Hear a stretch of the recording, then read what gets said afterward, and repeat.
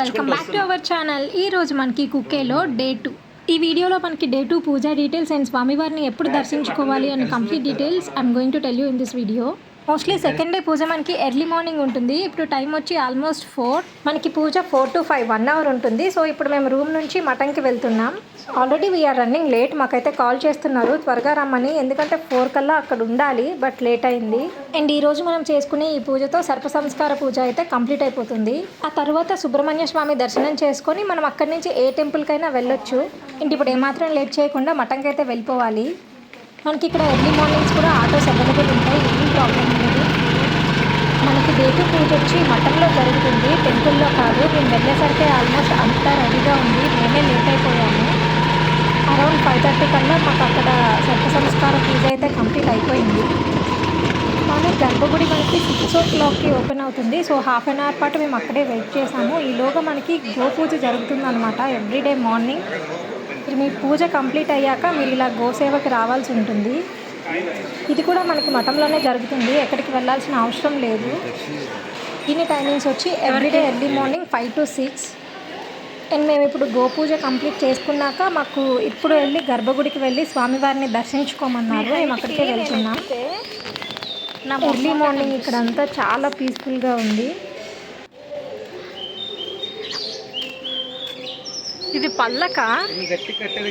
Time morning ఇప్పుడు 5:30 అవుతుంది. Temple ఇంకా ఓపెన్ కాలేదు. సో చూస్తున్నారు కదా, చాలామంది వెయిటింగ్ అనమాట బయట.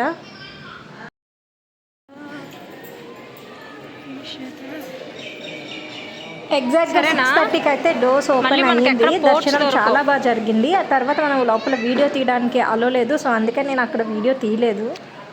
అండ్ మేము దర్శనాలు కంప్లీట్ చేసుకొని ఇక్కడే మనకి ప్రసాదాలు ఇస్తారనమాట. ప్రసాదాలు తీసుకొని అయితే వచ్చేసాం.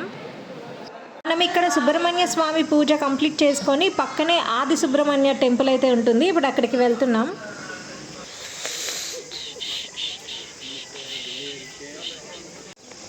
అమ్మాయిలు అబ్బాయిలు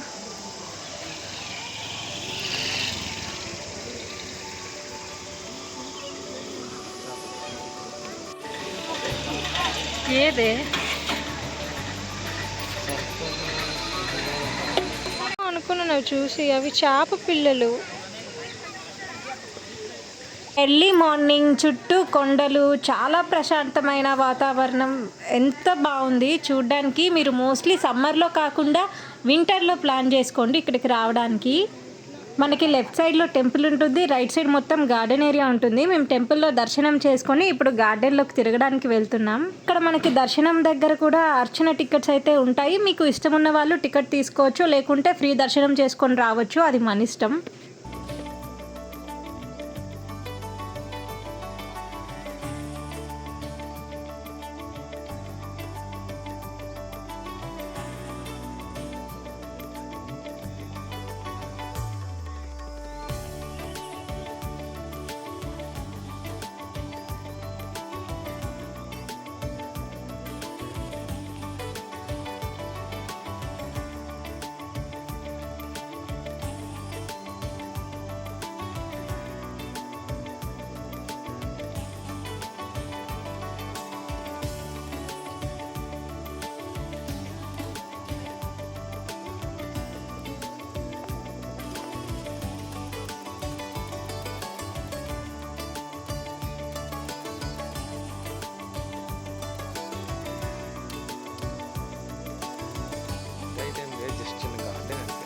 మేము సరదాగా గార్డెన్ మొత్తం తిరిగేసి ఫొటోస్ తీసి మళ్ళీ బ్యాక్ వచ్చేసాం. ఆయనకు మాత్రం మనసు మొత్తం ఆ నీటి దగ్గరే ఉండిపోయింది, ఇల్లు కట్టుకోలేదని చెప్పి. సో మళ్ళీ బ్యాక్ అయితే వెళ్తున్నాము. అవి ఇచ్చి నాకు ఇలాగా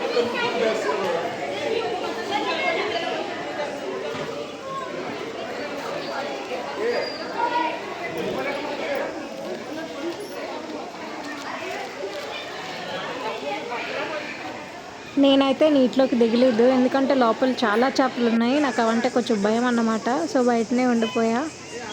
అండ్ ఫైనల్లీ మాకు దర్శనం అయితే చాలా బాగా జరిగింది. We are very happy.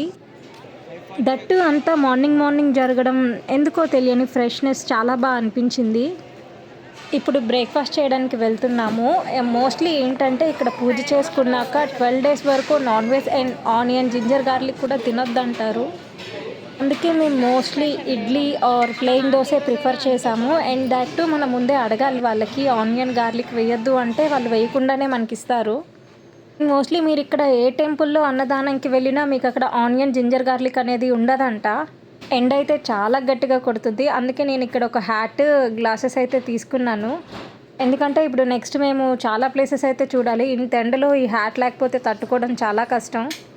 నాకు కొంచెం సిగ్గుగానే అనిపించింది, కానీ ఎవరేమనుకున్నా మన హెల్త్ మనకి ఇంపార్టెంట్ కదా, సో వేసుకోవాల్సి వచ్చింది.